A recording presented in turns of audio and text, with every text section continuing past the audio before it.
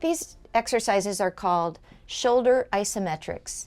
And what an isometric exercise is a way to work the muscle without moving the joint. So we use these exercises for post-surgery on the shoulder. And so Jessica here is going to demonstrate. We're going to start out with external rotation of the shoulder. And she's going to come right up against the wall with her wrist, keeping her wrist neutral and her elbow bent at 90 degrees. And then she's going to exert a force externally against the wall and get the muscle to contract without pain or discomfort in the shoulder. So that may be, 20% of your effort, or it could be all the way up to 80%. Typically not 100% because that elicits some pain in the joint. So that's external rotation. And now she's going to go on the other side of the wall and do internal rotation. So it's just the opposite motion. And again, trying to exert force without eliciting pain. So that's internal rotation. And now she's going to demonstrate abduction, and that's her elbow coming right up against the wall and then pushing into the wall with her elbow.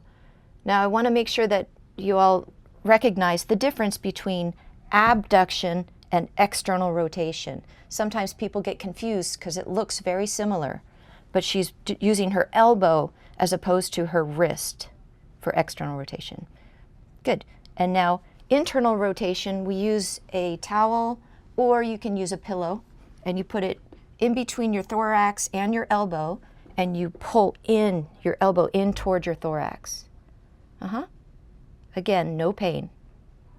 And typically we hold for about a 5 to 10 second count, and we give about 10 repetitions of each.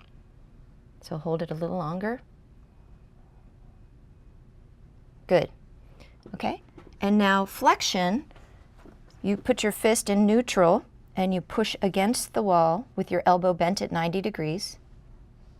And again, about a 5 to 10 second hold. Good. And let's say you finish 10 of those. Now you turn around so your elbow is going to be pushing into the wall for extension.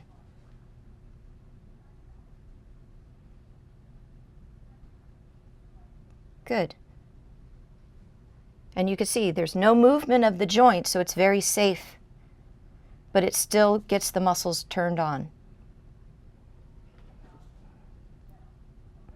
Also, just take note, you should keep your abdominal wall engaged so that you don't create any other issues with your low back. Good.